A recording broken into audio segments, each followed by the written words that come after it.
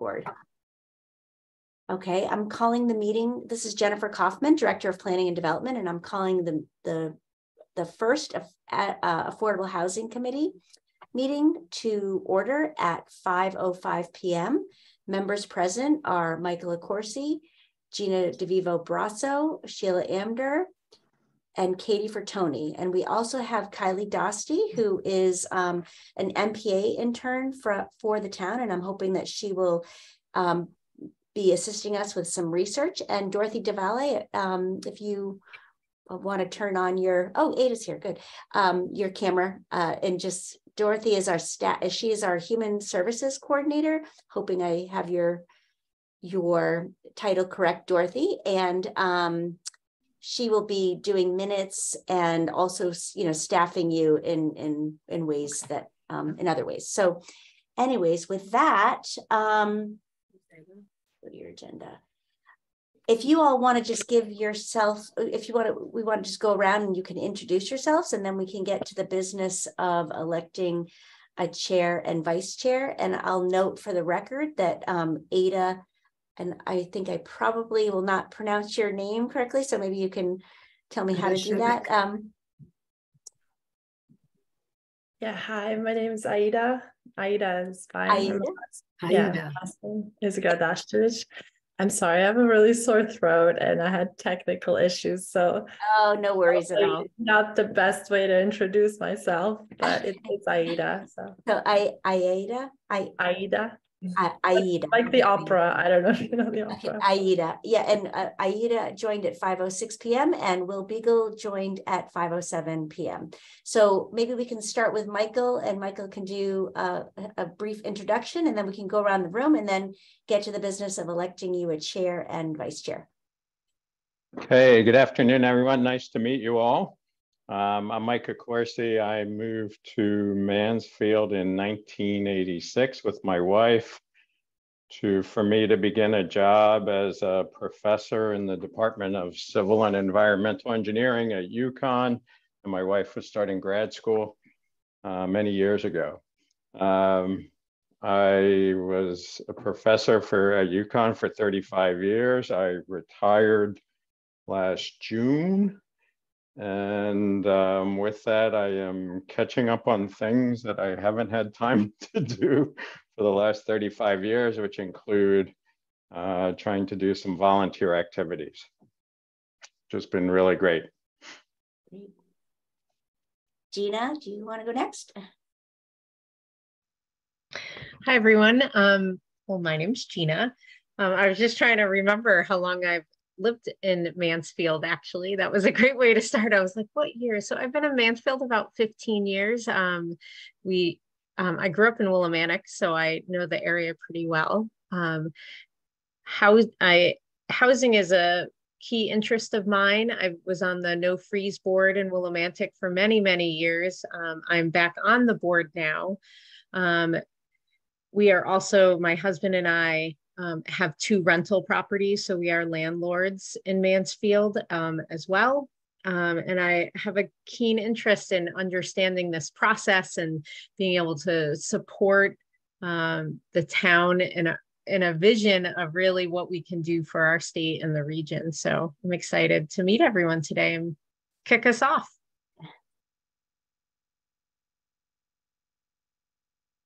How about Katie? You want to go next? Okay, I'm Katie Fertoni. I moved to Mansfield in 2014. I landed in Connecticut in Tolland first, and then came over here. I'm retired. I am a commissioner on the Planning and Zoning Commission and Inland Wetlands. And I was also on the ad hoc committee for affordable housing.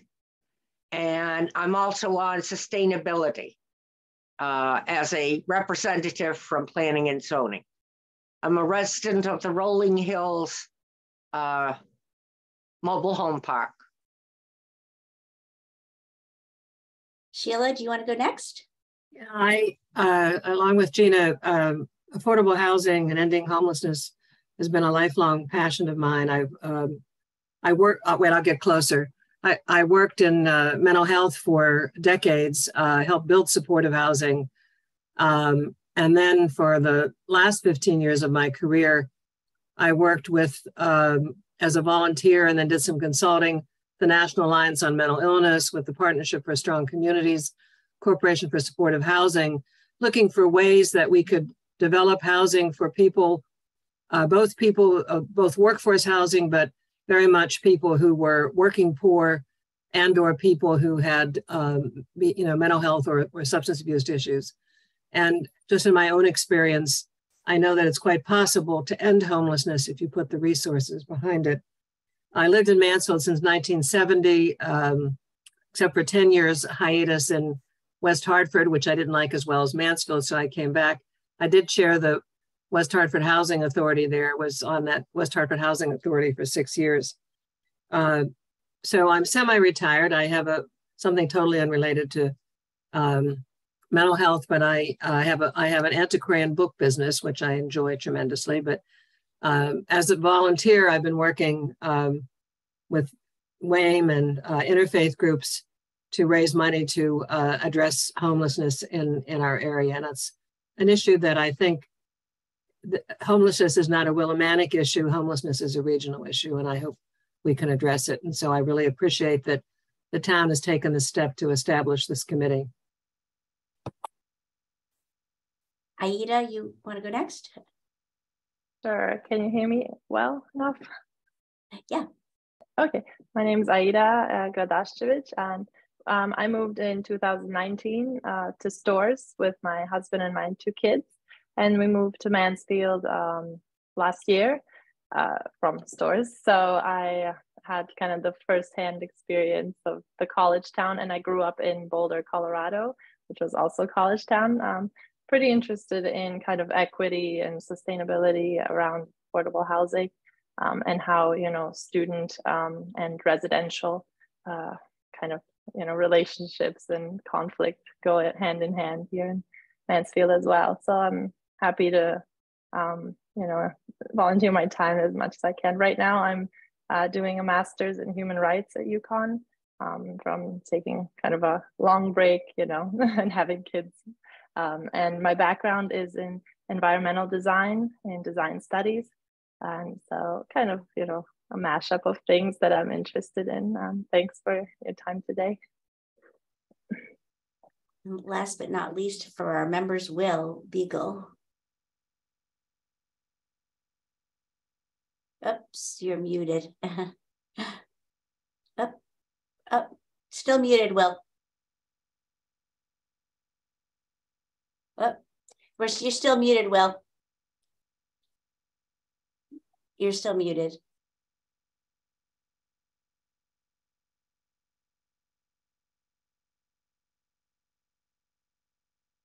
I saw you press the button.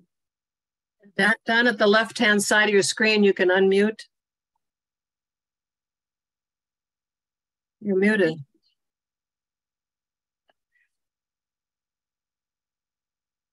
There you go. Yay. Okay.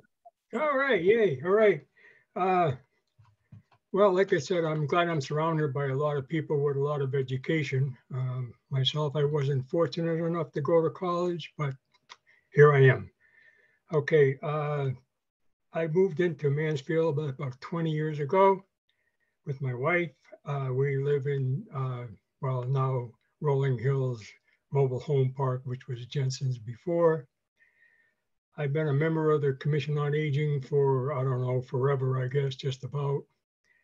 I am also a member of the Housing Code Board of Appeals. I'm a hearing officer for the town of Mansfield. I am retired. And as probably most of you people know, I was a police officer in the town of Mansfield for 30 years. And my interest is elderly living, elderly housing, especially for Mansfield seniors. That's my main interest in being on this. Okay, thank you for letting me talk. Great. And Dorothy, could you introduce yourself and just talk a little bit about your position and what you do for the town of Mansfield? Sure. Well, just to address my camera issue, it doesn't seem to work very well if I do my camera plus trying to do my notes and have all these documents up at the same time. So I apologize that I'm not present on the camera. But anyway, I am the community assistance.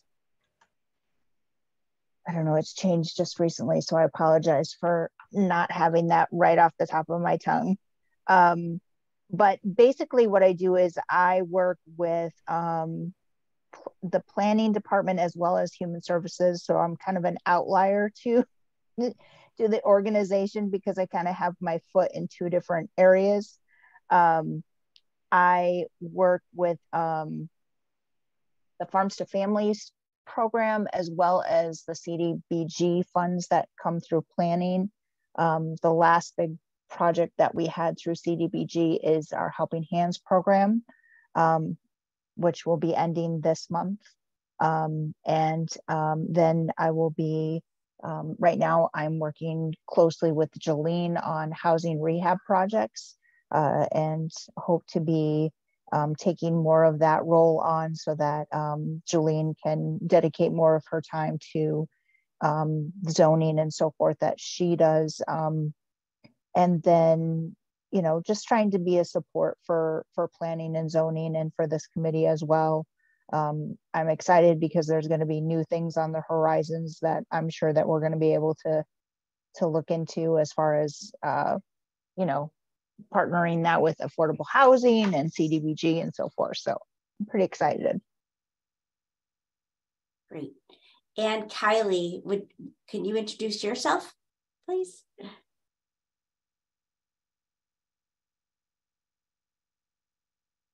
Are you there, Kylie? Oh, there we go. Yeah, sorry. I have to dial to be able to do it. So, hi, my name is Kylie. I'm currently getting my master's in public policy from UConn, like Jen just mentioned. So I work right now for the town as my job placement within the program. So I've been helping out Jen with some research with affordable housing, and I'm going to be continuing that as my internship goes. So Kylie, we hope will join the meetings, and just if we have some items that we need to have her research, then she would be a good person to, we can kind of task her with that. So, all right. And then now I'm going to hand it over, after we elect a chair and a secretary, I'm going to hand the meeting over to those folks to run the meeting. I'm not sure if any of you have thought about if you wanted to be a chair, or if someone wants to nominate someone. Alternatively, you could nominate just one for this meeting and then think about it after, and we could take this up again at the next meeting. It's up to you. But generally the chair is the one who would work with staff to set the agenda and then just run the meeting kind of in an orderly fashion. Staff will do the packets for you, and all of our packets are being done in this iCompass meeting software, which is great because it has all these hyperlinks and we don't have to waste reams of paper, and you can kind of track everything. The agendas will be posted online and everything is hyperlinked that way. And then Dorothy Delval will be doing the minutes, but the secretary will just kind of look those over and make sure that you know, she accurately captures the record. But it's a pretty straightforward lift. You do have some good staff support. So with that, does someone want to nominate someone for chair? Do you want to take a minute and see how this meeting goes and just do a temporary, you know, a chair for this particular meeting? How would you like to proceed? Well, I know I don't want to be secretary. That's like the hardest job on the face of the earth. But I personally don't have the capacity to do anything like that. I do know that Sheila's had a wealth of experience working on these issues. I don't know if it's something you would be interested in, Sheila, or how other people feel, if they're interested in being chair. I don't have the life capacity, so I'll just put that out there. So those are my two thoughts. I don't know what other people are thinking. I think with the staff support, I would certainly be interested. I don't know if anybody else is, but as I said, this has been a lifelong passion of mine, and I think Mansfield can be a leader in this area. We, haven't been to this date for affordable housing ahead of some of our towns, but we can do a lot more to meet the needs of people. And as Wilfred talked about, I want to know the numbers of people we're talking about, whether they're elderly or low-income families, moderate-income families, so that we put some numbers behind this. And but I think it's a very exciting time. So, as I said, and I don't know if anybody else is interested, but yes, I'd be happy to do this. Well, I agree with Gina that Sheila seems to have tremendous experience, so I would certainly support her as our chair. And I don't know why Gina said being secretary is so hard. Why is that, Gina? Well, because you have to take even if someone's helping you, you want to make sure that we're accurate with, I think a big piece of this is even from our first packet, there's a lot of information, one that we all need to learn, but we should track. And it's not just our committee, but it's also, it links so much with zoning Board of Appeals. Like I realized that in reading our first packet, I was like, okay, I need to understand. So I think our record keeping should probably, we should make sure that we do a good job. I think that's why I was thinking it, but maybe Michael, you're like, it doesn't seem that hard. And you're like, I would love to do it. I misspoke. Actually, on your agenda, it's just election of chair and vice chair, but you actually should be probably having a secretary as well. And the vice chair would just be running the meetings in the absence of the chair. But we'll get to that. I think it sounds like we might have someone who would be willing to put forth a motion to nominate a chair, and then we can vote on that. Unless I guess I would want to make sure we heard from Wilfred and from the other members as well. Yeah. I'll nominate Sheila. And I'll second it. Aida? Yes, I second Sheila. Sounds okay. Like a good choice. Thank you. So I guess we say all those in favor say aye. Aye. Aye.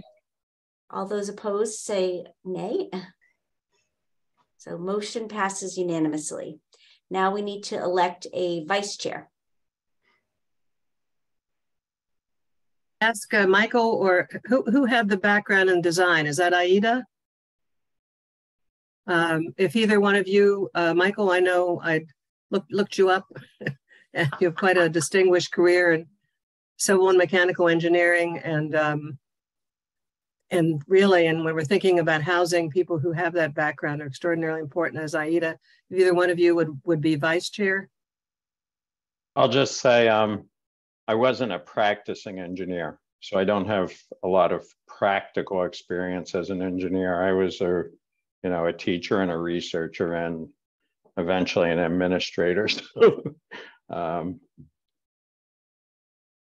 to access resources, but yes, I've had a lot of experience dealing with the state, and I have a fairly technical background.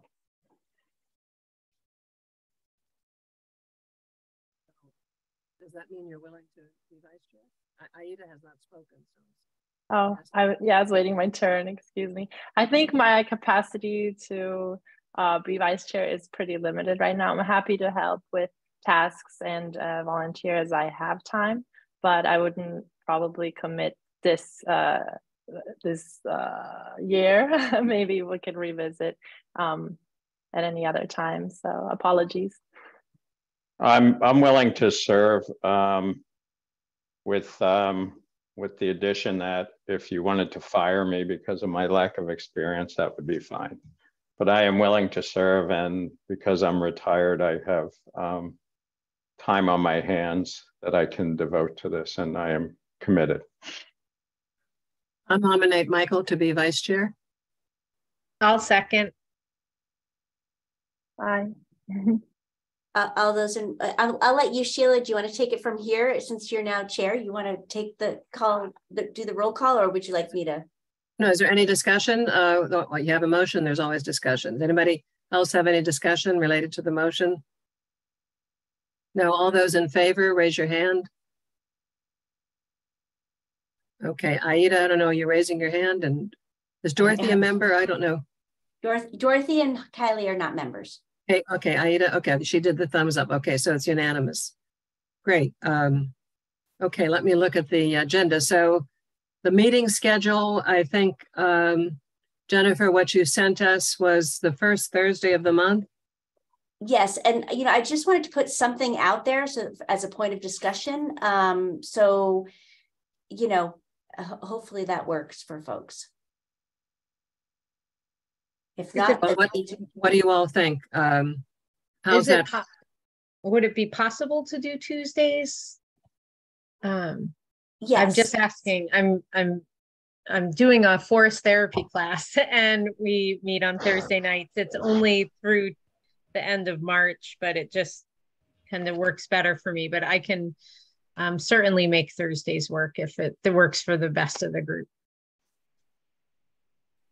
There are a couple of Tuesdays that I would miss because I'd supposedly have a planning and zoning meeting on Monday night, but because of a holiday, we'd put it to a Tuesday. So, but I'm just one person, and I think it only happens a couple of times. I did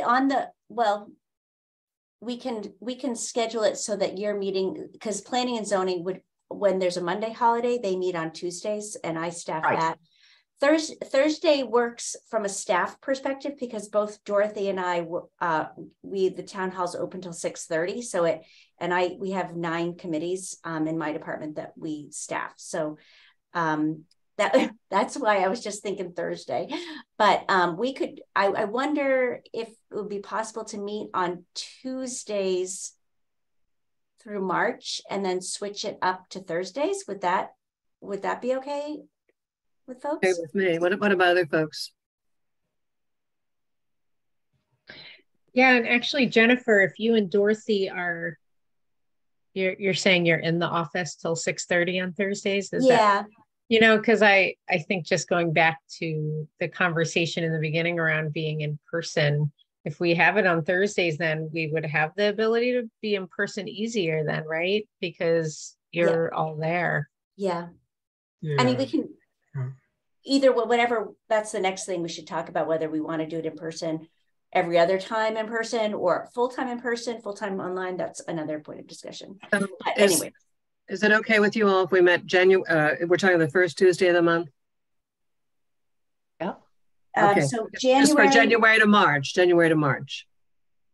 That's a huge help if we can do that. So for January, it would have to be on the 4th because planning and zoning meets on the 3rd. So it would be, I'll just revise this. So it'd be January 4th, that's a Wednesday. And then we go to February 7th, Tuesday. And then March 7th would be a Tuesday. Would that work? And then we would proceed with the schedule as printed. How long are our meetings? Are we intending them to be like an hour and a half? My recommendation would be an hour and a half, and I do hope we can meet in person because I think the issues we're dealing with are pretty weighty, and I personally think it really helps to have this interchange dialogue. We can always go to Zoom if it's bad weather or COVID erupts, or what do you all feel about that, Katie? Yeah, I like the Zoom meetings simply because I don't drive well after dark. And I worry about my fellow man. And I can pick you up. I don't live far from Rolling Stones and Wilford too. If you don't want to drive at night, I can pick you up. I prefer in person. Okay. Yes. I'll be fine. In the summer months, I'm fine because it's lighter later. It's just in the winter months, I'd have a hard time.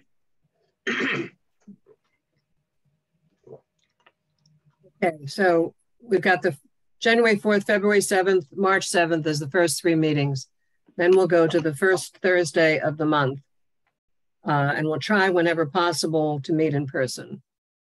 Yep. Right. Now, just so you know, per the new Public Act, every meeting has to be hybrid. So we'll have to notice it that way. So that just is another sort of consideration for staff, but that's fine. So right now I have on your calendar January 4th, February 7th, March 7th, and then we go to April 6th. And then from there, it's the first Thursday. Thank you all for accommodating that. And then, so could we have, I think we need a motion just to you approve your schedule. Oh, do you want to, you don't want to do it by consensus? Okay. I'm an old leaguer, I guess. Okay. Is there a motion to approve the schedule as presented? So moved. Okay. Wilford Second. moved. Michael seconded. All in, okay, any discussion? All in favor? Aye. Aye. Aye. Aye.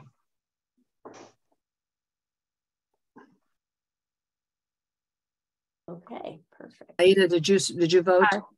Yes, aye. I'm sorry, I didn't hear you. Okay, great. Okay, so the next is the review of the committee charge. And well, there is the board and committee handbook. Sorry, Sheila. Oh, I'm sorry. Okay. Well, that's after the review of committee charge on the agenda. I'm sorry. Yeah. I think I don't know if we can, does everybody have that in front of them, or should we put it on the screen? I don't know if that's possible. Yes, I can put it on the screen if you give me 1 sec. Sorry about this.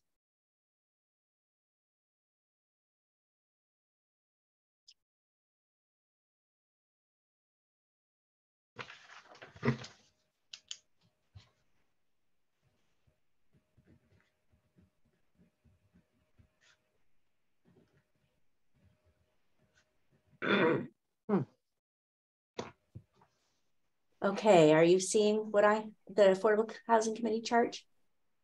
Yeah. Yep. Yes.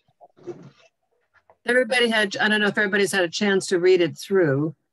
It deals with the qualifications of membership, the charge of the commission, which is, I think, pretty important, that we will serve an advisory committee capacity of the Town Council, Planning and Zoning Commission, other boards of commission related to affordable housing. The Mansfield Affordable Housing Plan, I think, is to serve as our original guidepost, but looking to how to implement that and update it. Then provide recommendations to the town. And I think that's where we'll probably get into the trust fund that's been established. It's been established, right, Jennifer? It's been passed? Yes. Yep, yes. I have the draft. Okay. And talking about what priorities, where I think that's where maybe we have to dig down into the data a bit. Recommending funding sources if we know of funding sources. And then any specific projects that we might think should be looked at. And there would be community input, I guess. We would have community input at any point that we're beginning to develop recommendations. Is that correct? Yes. So right, exactly. And then you'd be reviewing the proposed expenditures of the trust fund. And then right. So yeah, I'm sorry. Go ahead. And then an annual report at the end of the 90 days of the within 90 days of the end of the fiscal year. Yeah, so what it seems to me is really important in that one, right before C, it's established with the assistance of town staff procedures for the review of proposed expenditures from the Affordable Housing Trust Fund. So that seems to be a pretty biggie in terms of, I'm assuming, establishing, I'm not sure what we mean by that one, whether it's establishing the circumstances under which money can be used or just how it actually happens. I see that as sort of as two things, as sort of establishing some criteria and policies as to how it would be used. Then how are you going to get the word out? And what is the application process going to look like? How are you going to review them to make sure it's fair and equitable? You know, basically letting folks know that there is funding available, and what you are, what you will fund. Questions about the charge or issues? And I'm sorry if it was shared and I wasn't, is there additional information on the Affordable Housing Trust? Yes, so that's under the resources of the, get to this. Sorry, my, that it is definitely in your packet, but I believe it's under resources. Yeah, great, thank you.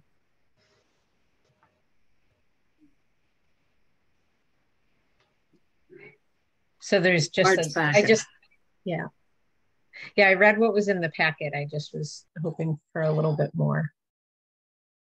Okay. Yeah, so that's, I think, where we're going to need some of Kylie's assistance to see. I've asked her already, and we're going to try to set up a meeting with, and any of you are welcome to join, and with Mark Barnhart from Fairfield. They seem to have a fairly successful affordable housing trust, and he's been working in this arena for years. So I did reach out to him initially when we were doing our affordable housing plan and we were writing the Housing Trust Fund ordinance. So I thought at least we would start with him to see what they're using for policies, and then maybe someone from the Partnership for Strong Communities or other towns. But that's something I think it's always best to kind of look at what other towns are doing and take the best of that, and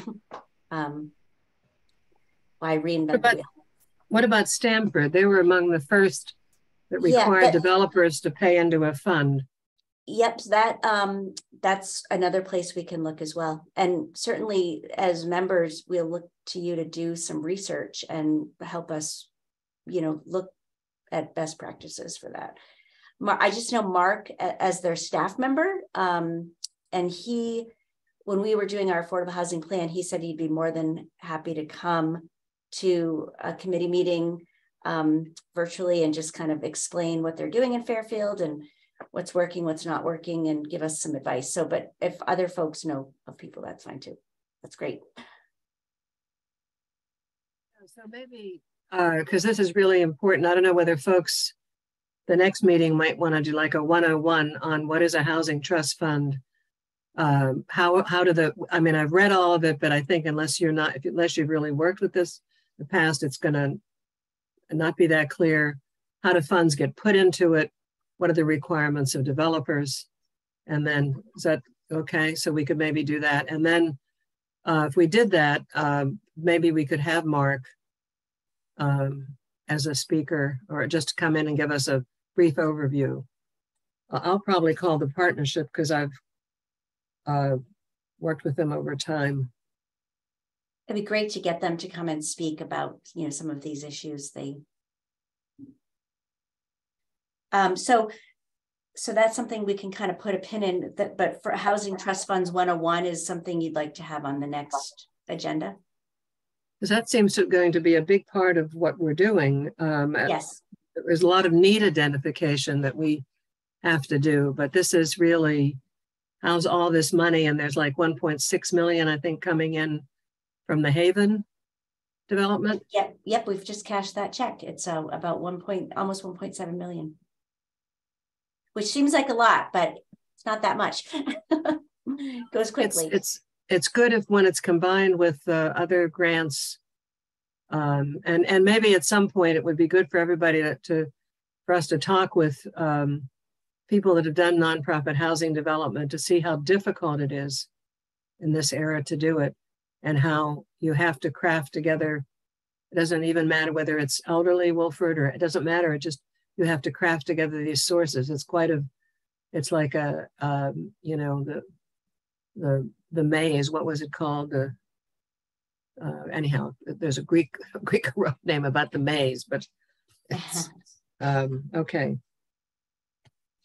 Okay, questions, issues, anybody? I don't want to keep.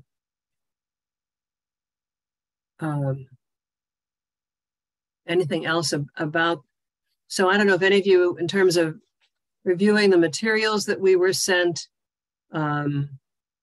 or anything else that you've looked at that you'd like to raise? The board and committee member. Yes. I thought it might be also helpful to have like a zoning 101. Good point.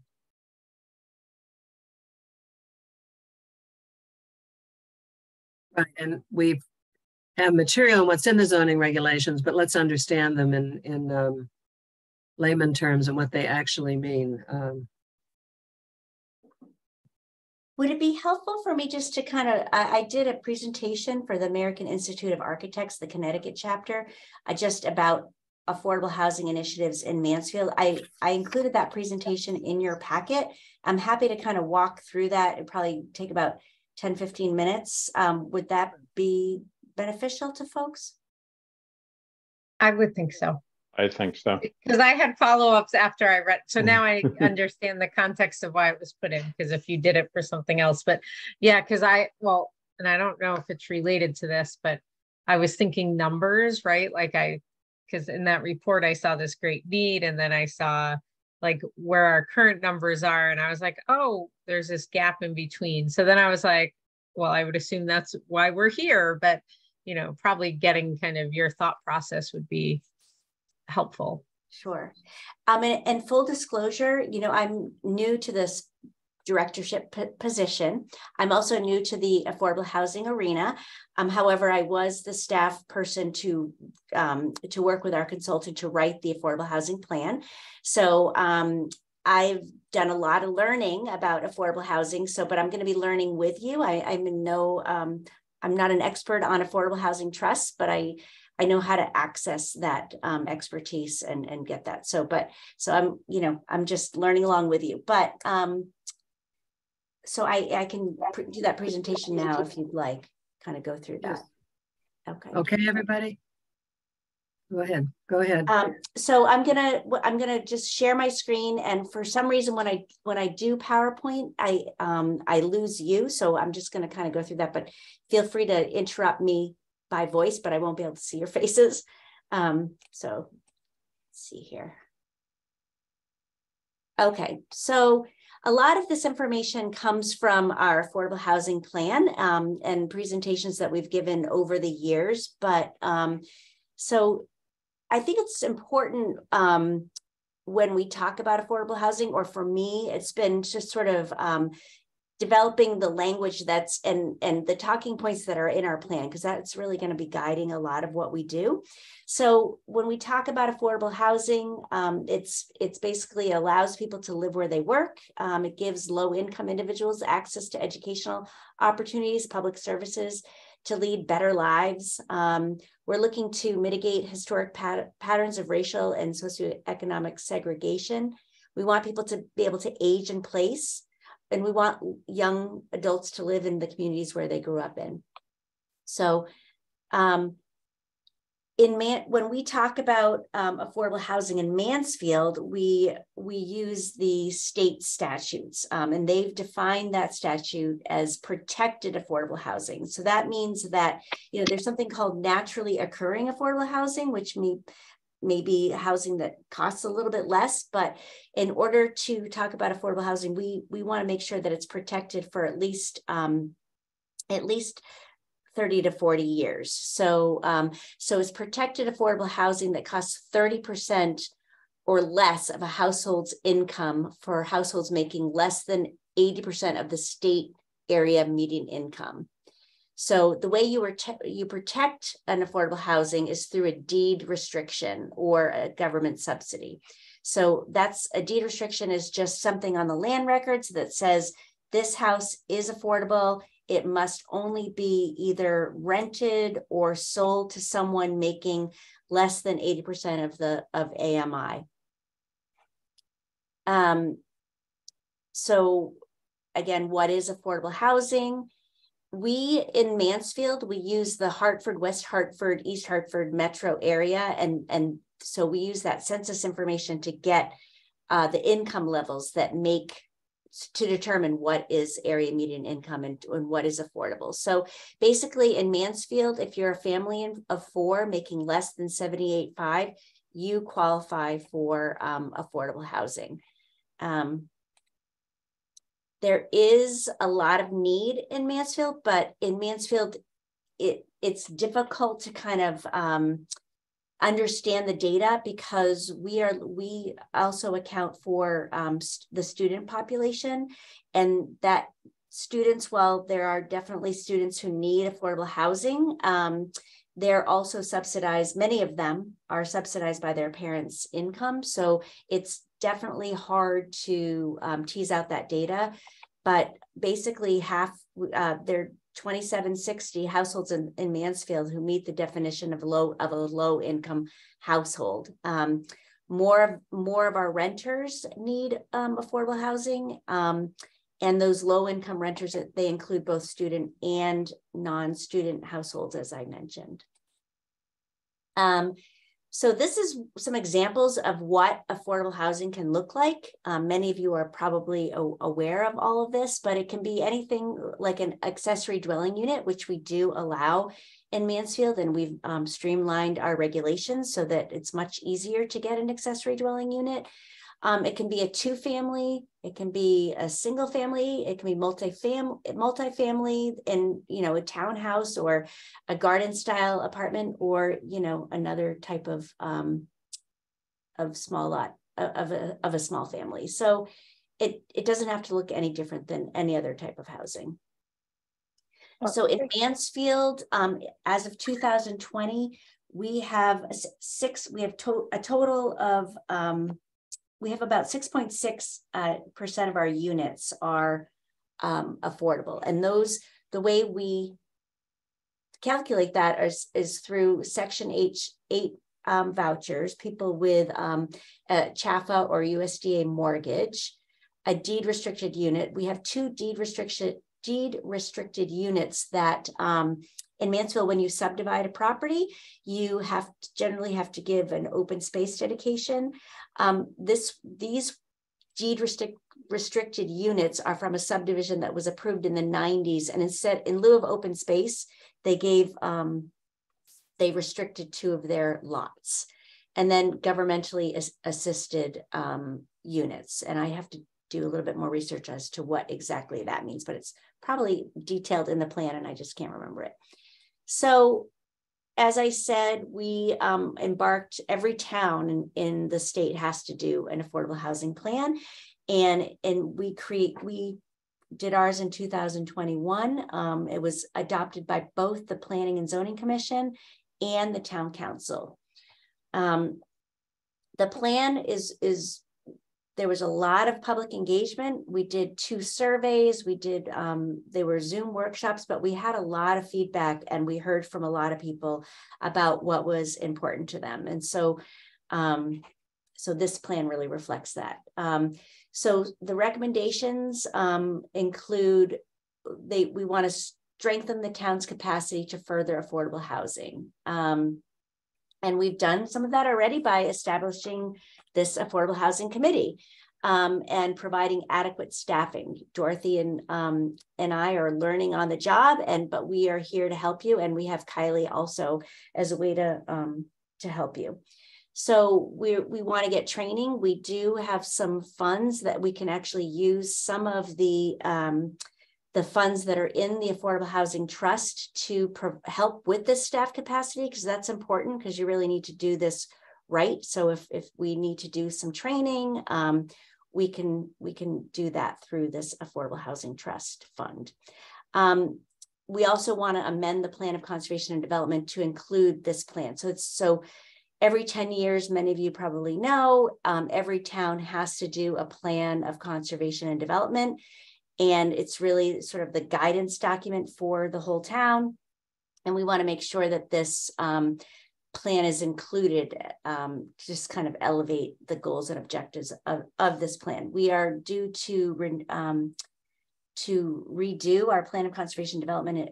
It will be due to the Office of Policy and Management in 2025. So at that time, we'll probably take a look again at some of these recommendations and then incorporate the Affordable Housing Plan right into our POCD, which is the acronym for the Plan of Conservation Development.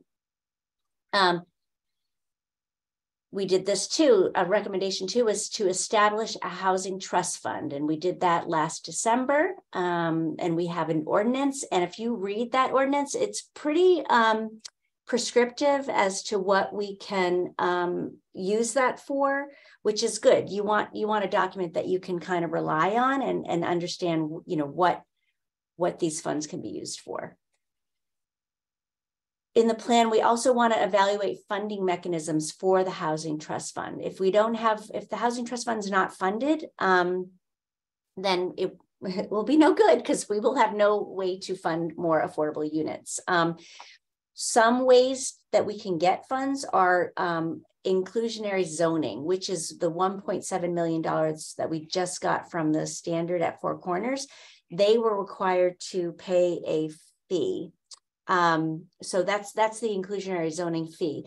In addition to the fee that they paid, they were also required to build a restricted affordable units to folks making less than 80% AMI. So 10% of their units have to be available to folks making less than 80% of area median income. And then they also have 5% are available to folks making 105%. And those are workforce units. Those don't count towards our inventory, our state, that 6.6%, but the Planning and Zoning Commission still felt that that was important. From a planning and zoning, you know, some things that the Planning and Zoning Commission can do is to establish middle housing as part of it, just to encourage that through our zoning regulations. Right now in Mansfield, we have a lot of large, very dense apartment complexes, mainly in the Four Corners area. And we have detached single family homes, not necessarily on small lots like are shown on in this picture. We have very little of duplexes, fourplexes, you know, these type of housing that are in the middle. And we want to make sure that that is permitted. And so we are working with a consultant to do a full rewrite and reorganization of our zoning regulations. We're looking at a number of things, but this creating this middle housing floating zone is an area, a special topic area that I hope that we will get to within the next 6 months. Or maybe sooner. Accessory dwelling units. I'm not sure if any of you followed the public hearing that occurred last week with the town council and planning and zoning a few weeks before that, but and I am happy to answer more information. I have a whole slide presentation on this as well, but there was a Public Act 2129 that went into effect in 2021. And there were several land use issues that Public Act encompassed. And one of them was standards for accessory dwelling units. The state, through a program called Desegregate Connecticut, and I encourage you to Google that because they have a ton of great resources, was a big advocate in pushing zoning reform. And they had state standards that Mansfield affirmatively opted out of. And that may sound bad, but when you look at what the state standards are, it was basically an accessory dwelling unit by right. That sounds great. We do want more accessory dwellings in Mansfield. However, by right would remove an owner occupancy requirement that we use, so that there's not just every rental doesn't get an accessory dwelling unit, because we are home and host to the flagship university of the state. We have other issues in terms of rentals and blight, and that is not a perfect solution, but it is one solution. Creating that owner occupancy requirement has been one that we felt that the planning and zoning and the town council, after much discussion, felt was important to maintain. So, but it's pretty easy to get an accessory dwelling unit in Mansfield. If you are in a single family residential zone, you can get one provided you meet certain zoning requirements. And the biggest one of those is that either the principal or the accessory dwelling unit is occupied for more than 6 months of the year by the owner of that lot. It can be attached or detached. It can be, I just talked about the owner occupancy. It can be up to 1,000 square feet or 50% of the area of the principal dwelling, whichever is less. So it does not, there was a question when I presented last week to the American Institute of Architects about, does it have to be 1,000 square feet? No, it can be much less than 1,000 square feet. This is pretty standard. It has to have a separate kitchen, bathroom, and entrance from the main dwelling. There are maximum occupancy requirements to adults, and then there are minor children. And then you just have to certify with the town planner every 5 years that it is in fact owner occupied. That owner occupancy is required. Restriction is required to be filed on the land records, so that we know when that property sells, so that you do have a legal accessory dwelling unit, but it is, that you have to occupy that as an owner for 6 months out of the year. Could I just make a comment as a Sheila? Sure. I think, and we don't have time tonight, but I think the elephant in the middle of the room is the fact that we are in a university community. We have all seen in neighborhoods that houses, I live in Separatist Road, and 3 houses have just been bought here really quick, that they're all, I'm sure, going to be student housing, student rental housing. And it's a problem as we go forward. We can have deed restrictions, and but I think we have to look into graduate students, families who are now taking up a good percentage of the town's very few subsidized moderate income homes. I'm not saying they shouldn't have housing, but I'm talking about what is the university's basic responsibility. So I think, and this is was one of the same issues with the accessory dwelling unit, the concern that these would just be rapidly developed and then just turned into into student housing because it's very profitable. So this is an issue I think we have to address directly, and in terms of eligibility for any housing that we have, and anything that is developed in the future. Absolutely. This is a quick primer, very quick, on zoning related to affordable housing. It seems complicated, but this slide is kind of a good thing to kind of keep in your back pocket, and just sort of just as it's kind of a down and dirty of what inclusionary zoning in Mansfield is. In our zoning regulations, we have established the 3 tiers of affordability. Low income is 60% of area median income. An affordable housing unit is 80% of area median income. And I misspoke before, a workforce housing unit is 100% of, at or below 100% of AMI. So if you are building more than 5 units in Mansfield, you need to set aside 10% of your units as affordable, and 5% have to be workforce. And that was set by zoning or by that's planning and zoning. So if you're coming in with a new project after these zoning regulations were established, we can't go back in time.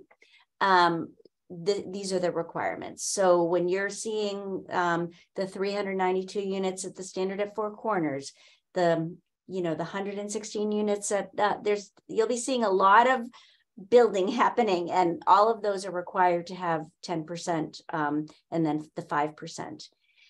In addition, there are components of our regulations that we allow for density bonuses if you're including more low income or workforce units, or you can make a financial contribution to the trust fund so that can be used for an affordable housing project. So that the density bonuses are what the Standard used to pay us that 1.7 million. So they got a few extra units in their development by paying us this fee in lieu.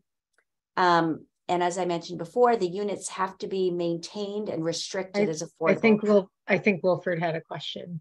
Oh, I'm sorry. Thanks, because I can't see. I remembered you said you couldn't see. Yeah, I will. I just want to know, is this 5% workable? Is that in addition to the 10% or is it included in the 10%? It's an addition. Okay, thank you. Yeah. One thing we've talked about is that at the Planning and Zoning Commission, and Katie can maybe weigh in on this, but I know at the Regulatory Review Committee, we've talked about increasing that amount from 10% to 12%, or finding some sweet spot that is going to get us closer to our goal of 10% units, while, not driving away development altogether. So it's finding that sweet spot, but that's something that we also, another area of the regulations that we're going to be looking at with our consultant, and this committee will have the opportunity to comment on. We will definitely be referring that out to you. How do you think they came to, and I know you're new to your role, so this might be more of maybe a Katie question or a Will question, because I know you've been involved with zoning, but how did they come to that 10 and 5% for those? Because it seems like it's not enough. Like when I looked at your numbers, I was like, why is it now with just 10%? It actually needs to be 20, 30, or 40%. So I just don't know how that was set or. So I think it's finding that balance, right? So we've invested a lot of money in infrastructure at the Four Corners area and in our smart growth areas, which are, the areas that have public water and sewer, basically, and other, road infrastructure.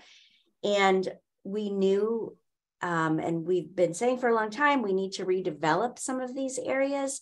So what is the right amount that's going to allow people to develop in a way that we want while creating affordable units? And this was sort of new for the town. I need to understand a little bit more, but my understanding is that not a ton of towns are doing this inclusionary zoning. So we needed to start somewhere, and we wanted to get something passed. So now we need to take a step back and look at this again, and probably sooner rather than later. So if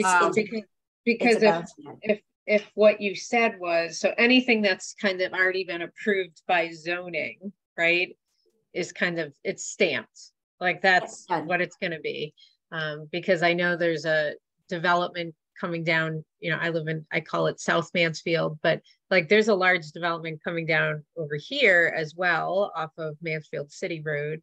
But so it's something that's still, so there is a capacity, because there is more development kind of still in the works, that the speed upon us getting to that point and making so those would be when it uses the language around recommendations, it's us making recommendations to zoning to change that. And then our rationale is that research that Kylie's going to be helping with, right? That says yes for us to, okay. That's great. Absolutely something that is right in your charge. And it's that's part of the, it's in the plan is to look at that. And I will be honest with you. having worked with a lot of the developers lately, a lot of them will pay that fee in lieu rather than losing the money on renting a townhouse out or an apartment out. They'll pay that percentage just so they will still get the full amount for when they rent that apartment. And so that's something that planning and zoning has talked about quite a bit, and nothing's set in stone. We have a regulatory review committee, and we can bring it up to them, present it, and then planning and zoning can talk about it and go through the steps that way. But it's not written in stone. It's a benchmark, something to get started on it. It's very well put, Katie. Yeah, thank you. So let me share my screen again, and we're almost done here. Here. Okay, so let's see. Are you seeing? Okay, there we go. So I think I already went over that slide. So as I said, and Katie just referred to, there's a fee in lieu option on a case by case. If they don't meet the set aside requirements, you have to really justify that fee in lieu. And then this is an old slide, but until the Housing Trust Fund is established, the fee in lieu is donated to another entity. And right now, the only game in town is the Mansfield Nonprofit Housing Authority. But this is this slide, and it's included in your packet, is how that fee in lieu is calculated. So, and then upcoming developments, I talked about Eagleville Green, and they're hoping to break ground in 2023. That is a mix of 42 units. It's a mixed income property, 1, 2, and 3 bedrooms. There are 34 affordable units.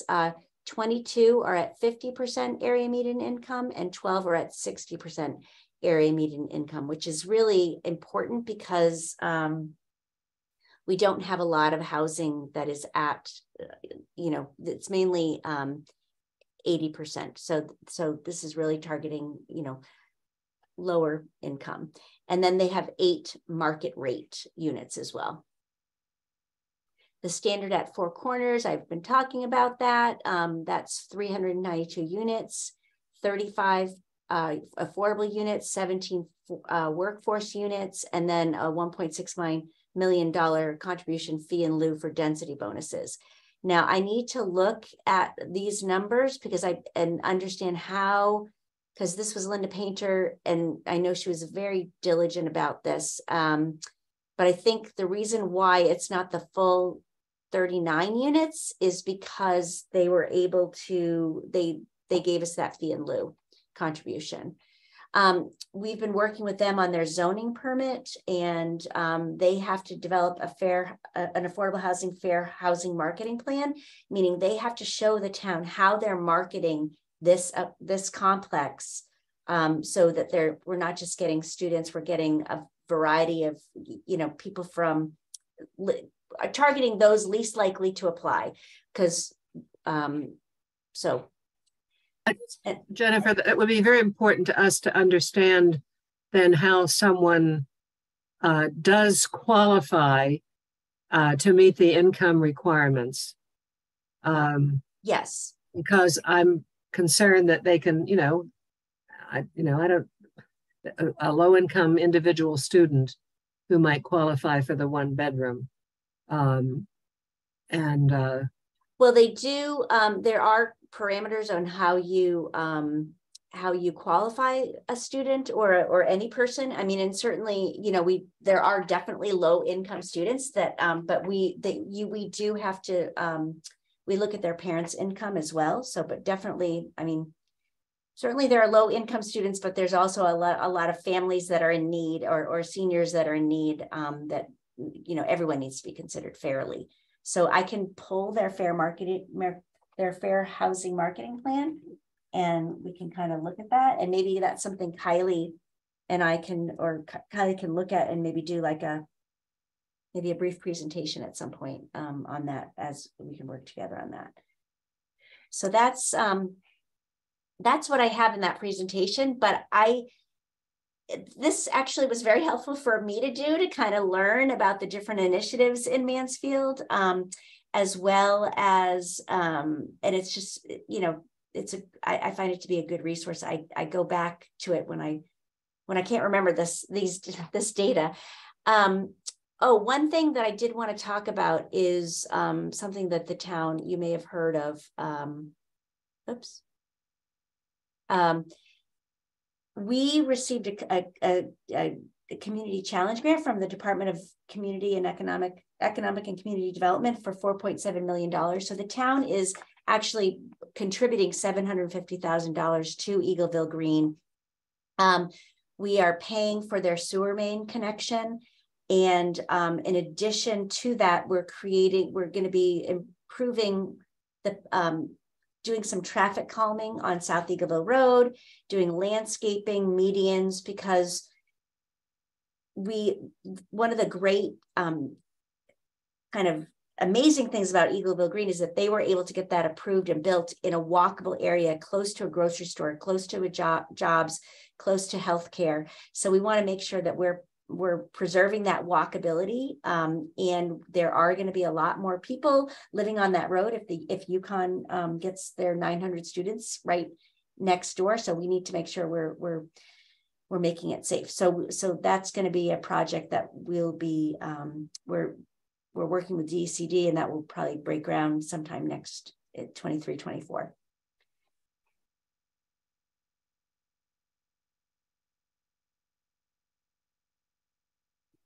You know, I'm actually, you know, as a landlord, I think a lot about just the bill, and I'm a different time. I'm not one of those. I'm not a landlord that owns a unit based. We own 2 houses, but you know, it makes me think through the lens of like, how are people getting affordable housing? Like, are they in apartments? Are they renting houses that provide a Section 8 voucher? Like, how are the landlords? And I don't know if that was in what you gave us, you know what I mean? Like, you know, that breakdown is, you know, I think we do have to be aware that there are low income students, I think, like Jennifer was saying, but I also don't think creating restrictions helps us when there might be actually landlords or people that want to do units that make it accessible for families to live in, families or individuals to live, which it is really difficult in this town to be able to do that in a manner like we are trying to do it to help families, and it's really, really hard. And so I guess understanding how that, you know, there's a lot that also goes with that code enforcement office or whatever they're called, right? Like, so I think that also is a piece of this picture. But just to follow up on what Gina said, I think we do need the data on what percentage of our existing moderate income housing that the housing authority operates are being rented to graduate students. I have nothing against the graduate student families. They come here, you know, with some stipends, but many of them are quite income limited. It used to be, though, many, many years ago, I've lived here a long time, university provided housing for their graduate student families at affordable rates. They don't do that anymore. The university is going to build 1,000 units of new student housing, almost close to 1,000, on the corner of South Eagleville Road and where the existing Mansfield apartments are. Are they going to be accommodating? Are they going to think of accommodating their own students who come here with children and don't have a place to live? I mean, these are difficult questions. It's a town-gown issue, but maybe if we can start quantifying this a bit, it would be helpful. And I know that the Housing Authority would have this data. Yeah, I'm not sure. We'd have to check with them to see what they can share per fair housing, but I'm sure that if they can share it, they will. We're not asking names. We're not asking where people live. We're just saying what percentage of your of your moderate income housing is rented by people who are graduate student families or student families. And that Mansfield housing area is going to be destroyed and replaced by 3 to 4 to 5 tiered housing type things. And the town has no control over it. It's Yukon land, and Yukon dictates what they want to do. So we have suggested certain things to them, especially about the traffic and stuff like that. But unfortunately, Yukon's going to do what Yukon wants to do. So we can only hope that they'll listen to some of their grad students. What we do know is from last fall's experience, when Yukon shut down one of the apartment developments that was going to be built in the Four Corners area, they bought the land out from under the developer. The town lost a lot of money, lost some affordable housing units. Yes, that would have been student housing. It would have competed with the university. But because of the pressure that was brought and the major concern, I think, Michael, you came to one of those meetings, the university backed off, and they were going to sue the other developer to try to stop them. They backed off. So we used to have dialogues here about housing with the university, not very successful many years ago. But I think if we start getting some data and see what we're actually facing in terms of competition for scarce housing in Mansfield, especially related to moderate income families, low income families, it would be helpful. Yeah, I guess it's I see on your slide 7 that, it says total affordable units at 397. It's probably getting an understanding of where those are, right? Yeah, because there actually might be spread out a little bit, right? Like having that understanding, but like even where I live over on Meadowbrook, one of those 3 units was like, when they were building it, it was very clearly communicated that one was going to be affordable housing. And it doesn't appear that way, right? So I think the Meadowbrook, they were not, we did not have the inclusionary zoning when they were built. So I have none. They don't have any affordable, no. Okay. So in terms of town gown, I mean, certainly I do encourage you to read through the board and committee member handbook. This committee is advisory to the town council and planning and zoning commission. So if you feel like there needs to be something that is addressed, you could bring that up with the council or the planning and zoning commission. But yeah. We can't take direct action as a committee. I understand that. Yeah. So that there's a whole policy about that in the book. So just read it. Yeah.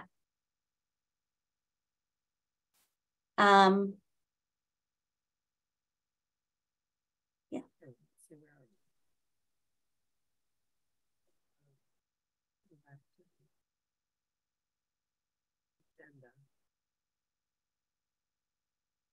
All right, Jennifer, I just lost my agenda. So do you want to just do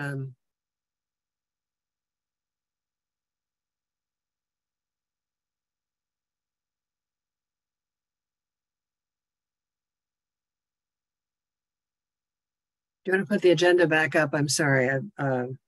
Sure, no problem. Well, we reviewed the handbook, correct? Right, and we have to read it, which I admit I haven't done yet. Yeah, I mean, it's more of just give it a glance and then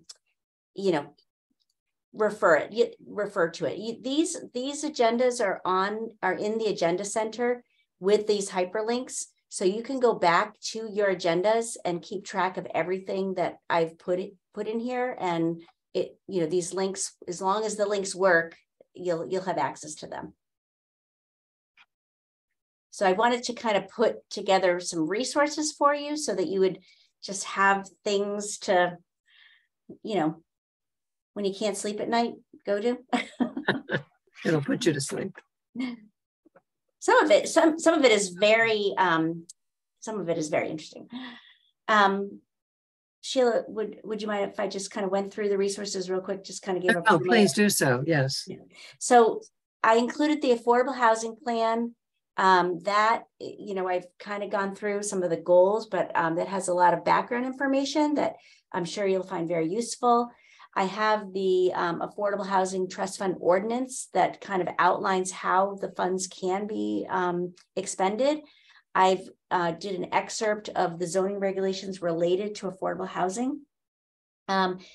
Let's see, this is just the slide of the Eagleville Green and how many units and how many are affordable and, you know, what it looks like, where it's located.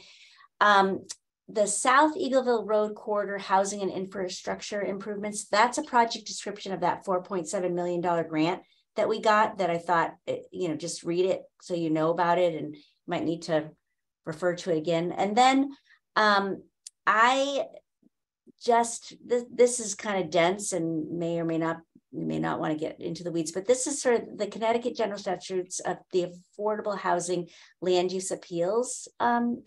So that goes over what an 830G development. So we may have some 830G developments coming into town.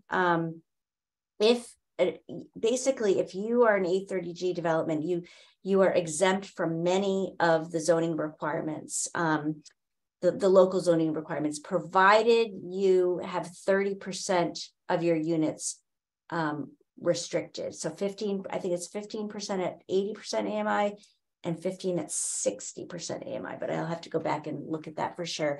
But so that means if, you know, in terms of location, density, design, a lot of those things the town can't weigh in on, like something like the standard. We were able to talk to them about parking, about community amenities, about design, about traffic flow. You can just do like health, safety, and environmental issues on an 830G. So that's, I included that. That's if we're under the 10% of our housing stock. Correct. Not affordable. And we are. So we are subject to the 830G. So, and that, I figured that was enough for tonight. So does anybody have we've had a couple of issues raised for next meeting to do the 101 on Housing Trust Fund and perhaps have a speaker for that. Michael, you had asked for a zoning kind of 101. What were you thinking about that? I don't know. I guess the question is whether there's enough issues there that type of you know, presentation would be helpful to everyone. I admit I didn't get through the zoning stuff in getting ready for this meeting, so I'm not sure how complex it is. Excuse me. I just know that zoning is a big issue in a lot of places for developing affordable housing. So if we, you know, do not have that background, is that going to be difficult or cause problems for us? Yeah, and I think maybe it would be helpful maybe to go through those zoning regulations related to affordable housing, to go through those and then just think of what some of the impediments might be in our zoning. Some of it is related to not making it easier to have even more student housing. Right. That's what I was thinking. But let's talk about that. I think the two things that we've sort of identified that is sort of looking at those inclusionary zoning numbers to see if that 10%, see where that sweet spot is. And then also looking at that middle housing zone. So, because I think, you know, and there are things that the Planning and Zoning Commission can do. We have in our plan of conservation development, we have what we call the future land use map, and there are areas that are designated like compact residential. We do not have compact residential zones. We don't in Mansfield. We have an area on our plan that says this area would be appropriate for compact residential, but we haven't created those zoning regulations. So those are, and that would be part of that middle housing stuff that I was talking about. So those are things, those are two kind of low hanging, fairly, it is a little complicated to do those, but it's kind of actionable items that I think would be helpful. The compact residential, you know, will get you a little bit more affordable housing, but it theoretically could make more naturally occurring affordable housing. Theoretically, if we have smaller homes on smaller lots that cost less to maintain and, you know, maybe don't have as big yards. I was over at Rolling Hills the other day, and that is such a nice community. That's just, it's such a, it feels so homey to me. And I think it would be great to get like another type of community like that in my opinion, but that's my personal opinion. So the other, I'm sorry, go ahead. No, it's just to follow up on the zoning thing, because I agree with you, Michael. It's almost like I don't know what I don't know. So that's why I also don't know what I would ask, but I feel almost like this impending rush because I know that there's so many things like on the docket to potentially be approved. So like, do we say to do we have the right to say to zoning, can you wait? Like give us some time, or is that appropriate? Is it right to say? Well, they can't wait because we have these, when someone submits an application, there's these statutory timeframes. So what you can do is urge them to look at the inclusionary zoning regulations ASAP. Yeah. And we can potentially get information on that even in January, frankly. I would think Mark from Fairfield would know what their requirements are for developments. I actually are the consultant that we're working with. They work all over the state, and we can just funnel that piece of information to them and have them draft something up. I have a question. Would it be valuable to this committee to see something on affordable housing financing, how you actually do the financing of these projects? Or is that? The partnership could do that.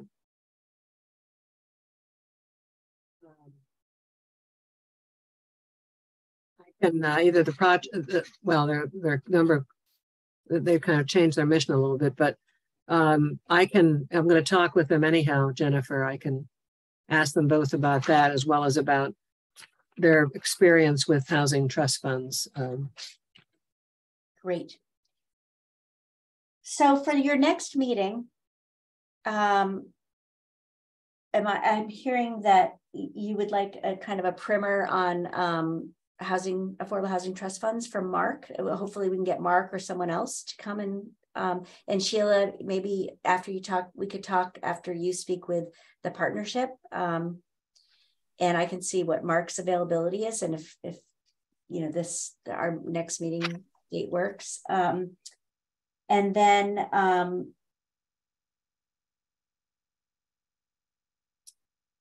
I mean, in terms of your minutes, you could include something tonight. Well, this really is I could draft something for you. Like you could make a motion to talk about and just forward that over to planning and zoning. And Katie knows, she's on the planning and zoning commission, so she can relay some of this information to them about kind of expeditiously looking at this inclusionary zoning. Right. I'm planning on bringing up stuff. There's a time when the members can say, you know, what they've been up to or stuff like that. And I can definitely bring it up. And also, Katie, if you want, like, you know, one of us, I'm happy to. Are all the planning and zoning meetings on Zoom? Yes. Are they Yes. Yeah, you can see if you have Potter, it's on the government channel 191. They just like the town council meetings, they put them out there on it so you can see it live. Also address them. But maybe, Jennifer, in between, we can talk a little bit about the data piece, which is really hard in Mansfield. Yeah. The what? The data piece in terms of. Oh, yes. Yes. Know, yeah.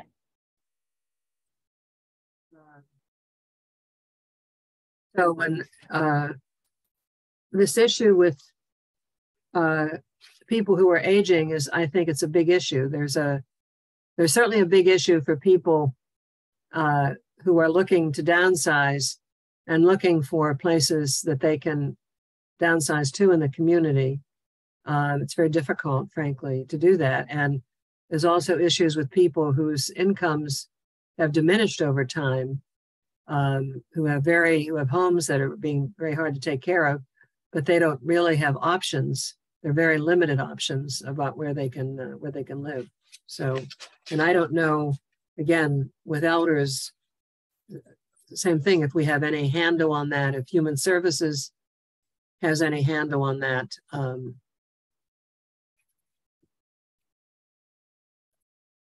Anyhow, we can talk about that. Yeah, I mean, certainly anecdotally, I hear all the time that we need more, we need a form of housing that seniors want to live in.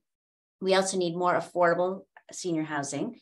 I meet with a developer a week probably who want to do some sort of multifamily housing, and every single time I mention senior housing, small lot single family housing, and I think the return on investment, frankly, is just not there for a private developer. So I think if we're gonna, that may be an area where we use our affordable housing trust fund money. I don't know. That's going to be something for you all to decide and for the council to, ultimately determine.